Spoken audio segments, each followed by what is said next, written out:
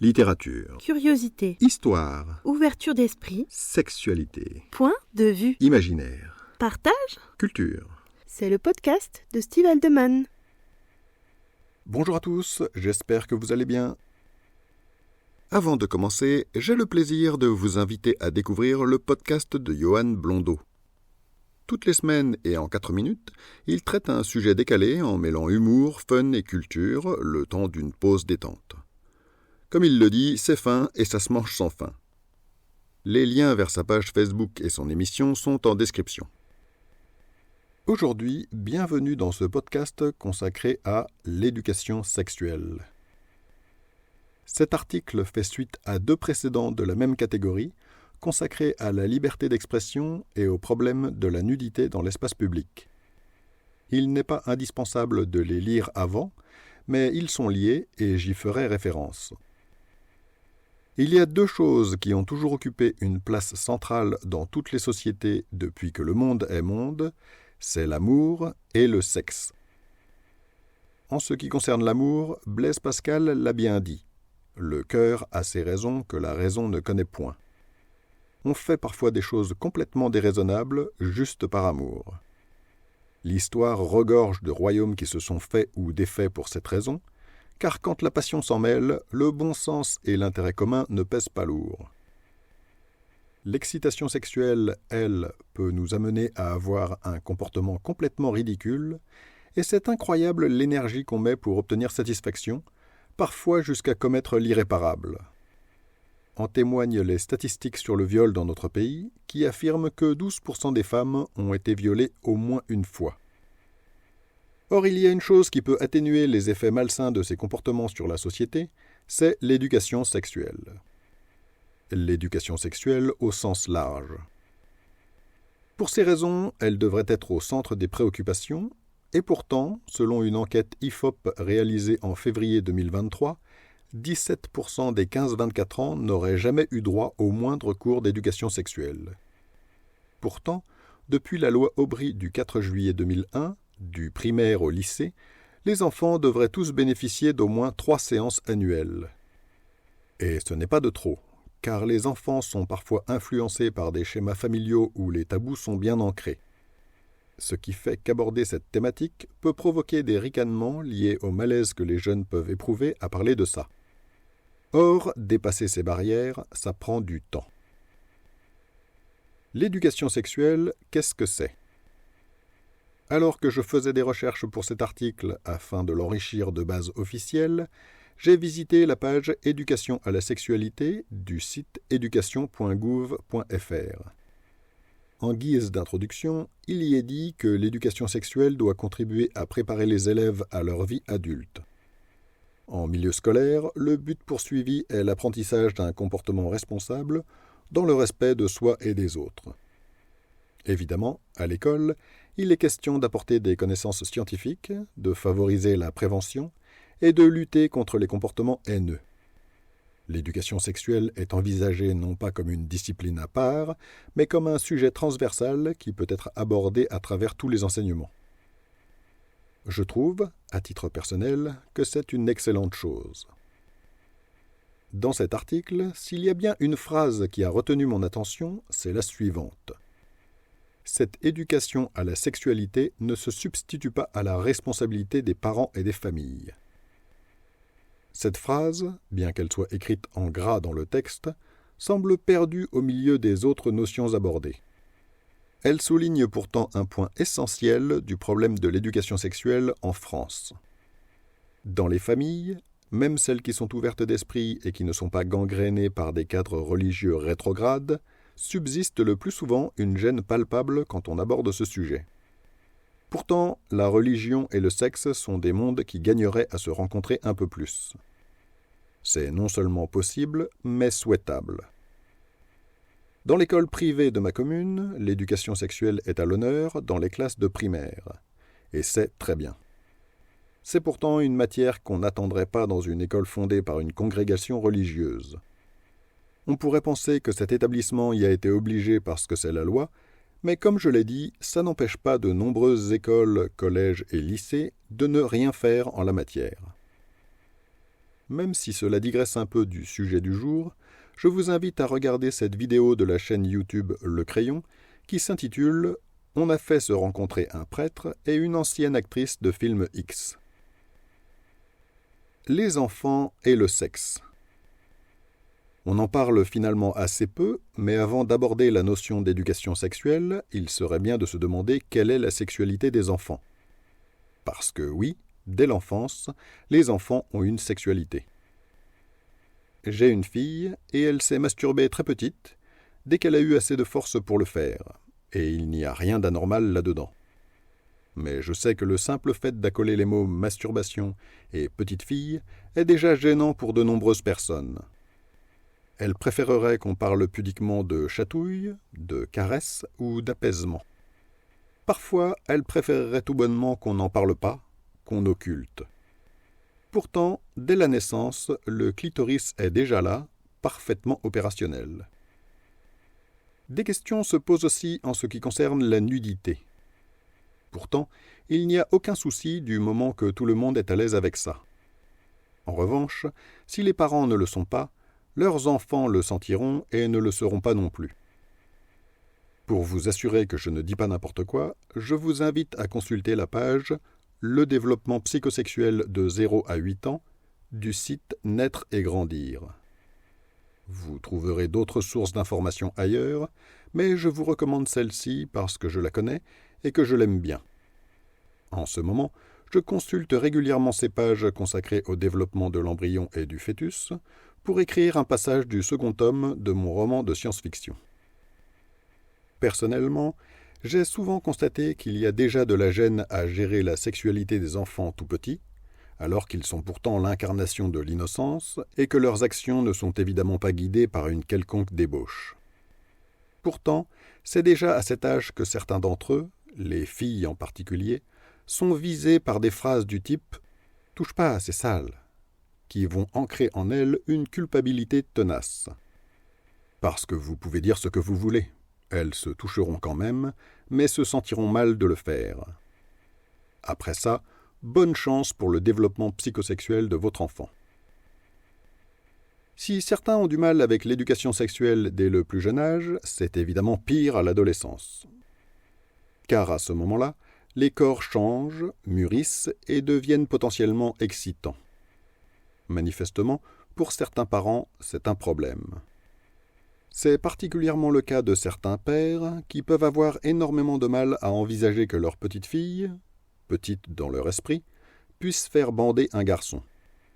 Cela amène des comportements où les fils peuvent sortir le soir et pas les filles. Et quelque part, ces pères-là ont raison. Vu comment ils ont non éduqué leurs fils, il vaut mieux qu'ils ne laissent pas sortir leurs filles. Bien sûr, ce que je viens de dire est ironique, ce n'est évidemment pas la bonne solution. Le problème de la défaillance des parents en ce qui concerne l'éducation sexuelle, j'ai pu en voir des effets extrêmes dans le cadre de mon action en faveur de la protection de l'enfance. Les enfants placés, malheureusement, bénéficient encore moins de l'éducation sexuelle que les autres, et dans certains cas extrêmes, c'est catastrophique. Ces enfants-là, parfois contraints de grandir aux côtés de parents toxiques, vont construire leur rapport à l'amour, à la sensualité et à la sexualité en étant exposés à de mauvais exemples. Parfois, retirés jeunes et placés dans des structures qui ne sont pas propices à leur épanouissement, ils seront confrontés à beaucoup de violence ou à rien du tout, ce qui est encore pire en quelque sorte. Cela donne parfois des enfants sauvages qui n'ont pas les codes de notre société, ceux qui leur permettraient de comprendre ce qui est acceptable et ce qui ne l'est pas. Ils découvrent la sexualité comme le reste, seuls. Des enfants qui grandissent sans repères, ça donne des adultes sans limite. J'ai le souvenir marquant d'un de ces enfants broyés, présenté comme violeur multirécidiviste, alors qu'il n'avait jamais forcé qui que ce soit. Il semble qu'il violait, par persuasion, des enfants aussi paumés que lui, et qui se rendaient peut-être compte qu'il n'aurait pas dû se laisser faire quand les adultes apprenaient ce qui s'était passé. À ma connaissance, son éducation sexuelle se résumait à l'intervention des gendarmes, qui venaient de temps en temps lui expliquer qu'il aurait déjà dû être en prison. J'exagère un peu, je le reconnais, mais à peine. La situation de cet enfant était à pleurer. Pour cet adolescent, comme pour tous les enfants d'une façon générale, que faudrait-il faire pour changer la donne ? Eh bien, il faudrait que les parents fassent enfin leur travail. À défaut, les enfants continueront à découvrir la sexualité par eux-mêmes, et c'est souvent par le biais de la pornographie. La pornographie et les enfants. Déjà, et pour commencer, il y a une hypocrisie de nos sociétés occidentales qui veut interdire l'accès à la pornographie aux mineurs, alors que la sexualité des êtres humains, biologiquement, est mûre bien avant qu'ils aient 18 ans. En conséquence, il me semble qu'il y a comme une erreur dans l'énoncé. D'autant qu'en France, la liberté sexuelle, c'est à 15 ans. En plus, la pornographie, c'est le seul moyen d'avoir accès au sexe en étant sûr à 100% qu'on n'attrapera pas une MST et qu'on n'aura pas d'enfants non désirés. Comme je l'ai déjà dit à de nombreuses reprises dans l'article consacré à la liberté d'expression et dans celui intitulé « Le problème de la nudité dans l'espace public », de nos jours, la pornographie est présente partout. Et vos enfants n'y échapperont pas, que vous le vouliez ou non. Internet y est évidemment pour quelque chose, mais je pense sincèrement que l'omniprésence de la pornographie n'est pas le problème. Ce qui ne va pas, c'est plutôt le fait que sa consommation n'est pas accompagnée des explications qui devraient aller avec. Or ça, c'est le rôle des parents. Pour mettre en lumière mon point de vue, je vais vous raconter comment j'ai été confronté à la pornographie pour la première fois. Cela s'est passé en 1985, j'avais 12 ans. Internet, qu'on accuse souvent d'être le vecteur d'une pornographie hors de contrôle, n'existait pas. J'habitais dans un petit village de la région parisienne et un jour, en compagnie de la bande d'enfants du voisinage, je me suis aventuré dans une maison délabrée, ouverte aux 4 vents. J'ai appris plus tard que c'était le domicile d'une sorte de marginal, un clochard. À l'intérieur, il y avait des détritus partout, et en nous aventurant dans cette baraque étonnante pour nous, nous sommes tombés sur des revues pornographiques. C'étaient des magazines vraiment pornographiques, pas simplement érotiques. C'était la première fois que je voyais des corps nus, qui s'en mêlent, avec des gros zizis pas très beaux, tout gonflés, enfoncés dans des sexes et dans des orifices pas vraiment prévus pour ça. Ce jour-là, un monde s'est ouvert à moi que je n'étais pas capable de comprendre. Pourtant, je suis revenu dans la ruine en douce, à l'abri des regards, pour emporter le magazine en question parce que ça me titillait, ça m'excitait. C'était pas esthétique, mais c'était la première fois que je voyais des personnes en plein acte sexuel. Je faisais alors partie d'une famille ouverte d'esprit, cultivée et encline à aborder plein de sujets, mais pas celui-là. Cela peut se comprendre dans la mesure où j'avais 12 ans et que j'étais l'aîné. Mais les années ont montré que ce sujet n'a jamais été vraiment abordé, sauf à me dire, bien plus tard, des choses banales et jamais de façon approfondie, comme le fait qu'il fallait que je me protège en cas de rapport sexuel. Donc, je me suis retrouvé devant ce magazine seul, en particulier sans jamais avoir vu de sexe adulte, ni féminin ni masculin. J'entends parfois dire que ce genre d'image est susceptible de choquer les enfants, mais franchement, ça n'a pas été mon cas. Et je suis persuadé que ça n'a pas choqué les autres enfants non plus. Je n'avais pas les repères pour comprendre vraiment ce qui se passait. J'étais juste excité en regardant ça, mais sans bien savoir pourquoi en fin de compte. Si bien que j'ai regardé ces images en cachette, quelquefois, avant de m'en débarrasser. En revanche, j'aurais aimé savoir ce qui se passait sur ces images, mais personne ne m'avait expliqué qu'un homme et une femme éprouvent du plaisir comme ça, et qu'il y a 1001 façons de s'en donner. Cette seule explication m'aurait suffi, j'en suis sûr, pour que je ne me retrouve pas démuni. Je crois qu'à 12 ans, on est parfaitement apte à comprendre ça. Mais au lieu de cela, j'ai vécu cette découverte comme un clandestin, à moitié convaincu que j'étais coupable de m'intéresser à quelque chose d'immoral, puisque même la nudité parentale était proscrite à la maison. Je n'en ai donc parlé à personne. Si le sexe avait été abordé plus franchement avec moi, je l'aurais peut-être fait, parce qu'il y a tout de même quelque chose qui me rebutait dans ces images. Ce magazine avait probablement été vendu sous le manteau, et il aurait peut-être valu de la prison à ceux qui l'avaient imprimé, compte tenu des fillettes complètement nues qui posaient au milieu de ces photos d'orgie. Encore aujourd'hui, je me souviens très bien du regard de l'une de ces petites filles asiatiques, plongée dans un univers glauque où elle n'avait rien à faire. Je peux vous assurer que ce jour-là, le monde des adultes m'est apparu singulièrement sordide. Et le fait que personne ne parle de sexualité a contribué à me faire penser que ce devait être quelque chose de pas très beau pour personne. Vous êtes sûr que vous voulez que vos enfants découvrent l'une des plus belles choses que la vie ait à leur offrir, de la même façon que moi ? Ne serait-il pas préférable de parler de plaisir avant d'attendre que quelque chose d'identique leur arrive ? L'éducation sexuelle au rabais. Benoîtement, je pensais que l'éducation sexuelle en 2023 comportait un minimum de pratique. Mais comme en réalité je n'en savais rien, j'ai cherché des manuels, des tutoriels officiels afin de me faire une idée plus précise de ce qui est proposé comme formation aux enfants. En particulier, je pensais qu'il y avait des travaux manuels pour apprendre à enfiler un préservatif, par exemple. À défaut de se servir de godemiché, je pensais qu'on sacrifiait pudiquement quelques bananes sur l'autel de la santé publique, et que si ce n'était pas idéal, c'était tout de même mieux que rien. Mais apparemment, on ne voit ça que dans les séries du type Sex Education, qu'au passage je vous conseille. Sur Internet, je suis tombé sur la page Séquence préservatif du CRIPS Île-de-France. C'est le Centre régional d'information et de prévention du sida pour la santé des jeunes. J'ai découvert que cet organisme avait mis en place des outils de formation pour aborder le thème de la contraception, incluant 16 étapes pour le préservatif masculin et 12 pour le préservatif féminin. Et pour illustrer tout ça, que pensez-vous que le CRIPS propose ? Un jeu de cartes. C'est pas formidable ? Cela revient à considérer que si, sur le papier, vous savez comment utiliser un préservatif, alors vous saurez le faire dans la vraie vie. C'est un peu comme si l'on formait les gens au premier secours, mais sans mise en situation, sans mannequin, en vérifiant leurs connaissances avec un questionnaire à choix multiples.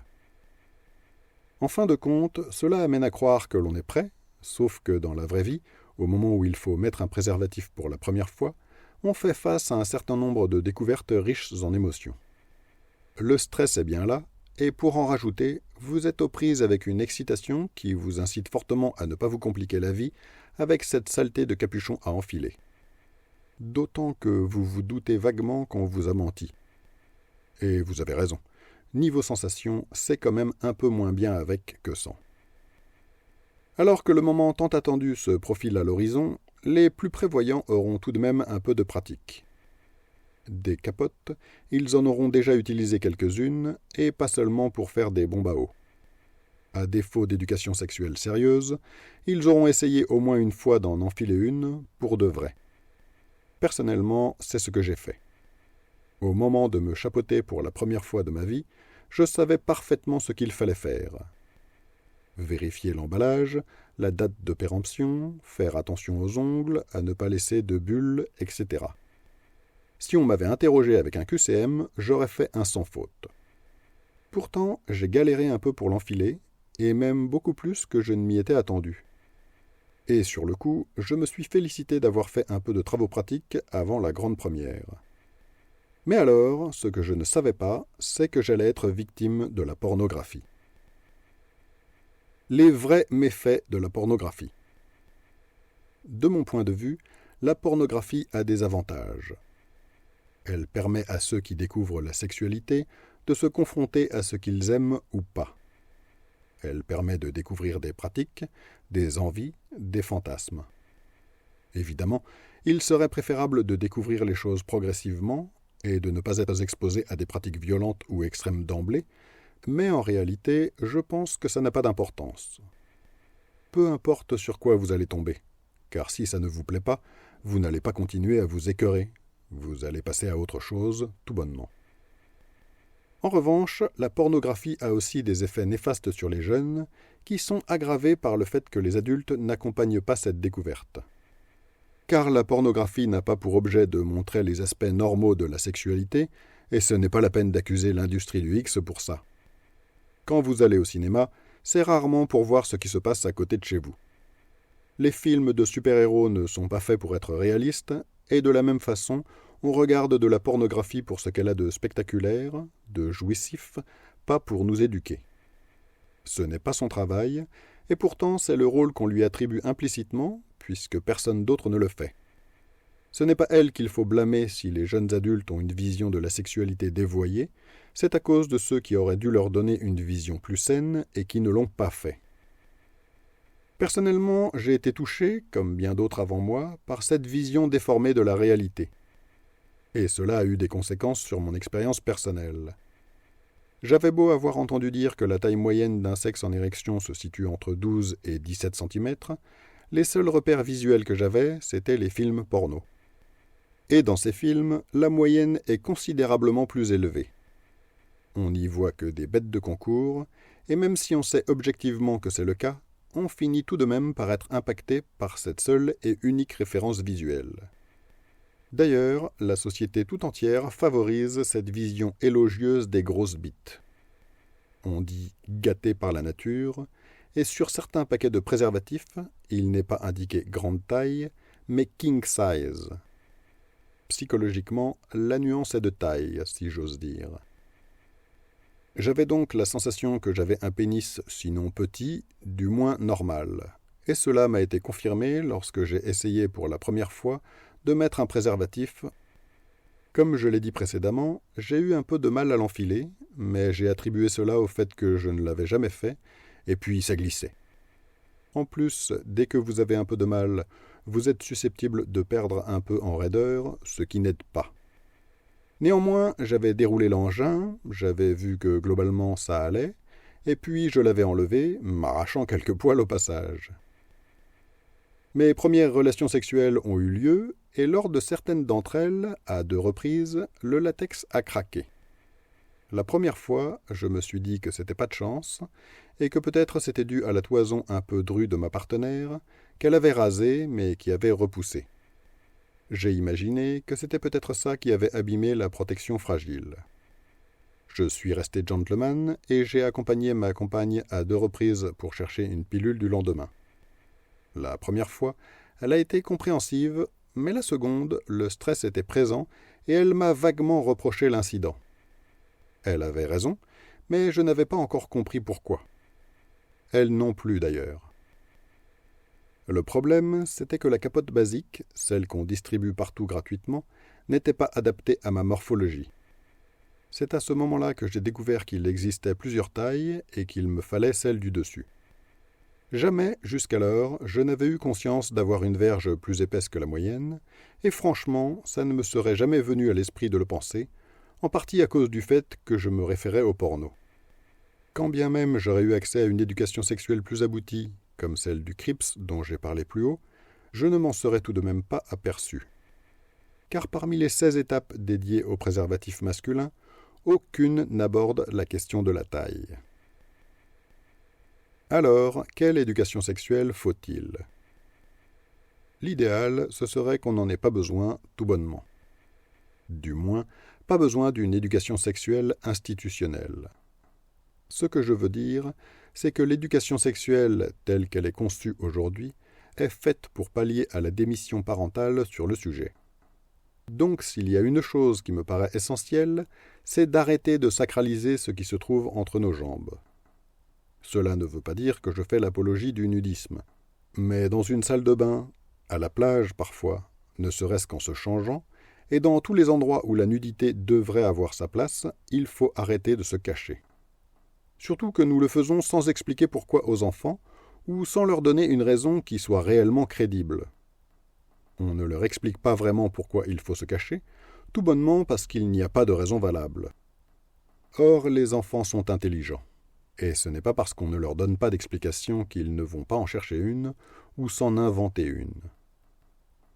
En fin de compte, se construit dans leur esprit une vision monstrueuse de la nudité.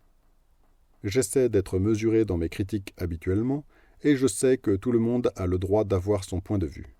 Mais l'éducation des enfants devrait nous amener à changer nos comportements, à nous remettre en question. Qu'on se cache aux autres par pudeur, ça s'explique. mais qu'on se cache aux yeux de ses enfants, ce n'est plus de la pudeur, c'est de la bêtise. Ensuite, je crois qu'il faut arrêter d'aborder l'éducation sexuelle en occultant l'aspect plaisir. En faisant cela, on est ridicule. On donne une image du sexe qui est déconnectée de la réalité. Un être humain, en France, aura en moyenne 1,9 enfants. Donc, même en réintégrant dans le calcul tous les coïts qui n'aboutiront pas à la procréation, quelle est la proportion des étreintes réalisées pour enfanter par rapport à toutes les autres ? 1%? En plus, la sexualité ne se résume pas à une pénétration vaginale, et heureusement. Je sais que je vais peut-être choquer en disant ça, mais il serait peut-être utile de parler de sextoys aux ados par exemple, aux filles en particulier, et de leur en fournir si elles en expriment l'envie. Je trouve aberrant que certaines femmes arrivent à l'âge adulte sans jamais avoir eu le moindre orgasme, sans parler de celles qui n'en ont toujours pas eu à 40 ans. Comment voulez-vous qu'elles soient capables d'expliquer ensuite ce qui leur plaît à leur partenaire si elles ne le savent pas elles-mêmes ? On se retrouve parfois dans des situations ubuesques de femmes qui pratiquent une sexualité BDSM considérée comme extrême, qui ont déjà fait l'expérience d'états de transe aussi appelés subspace, mais qui sont perdues quand on leur décrit un orgasme.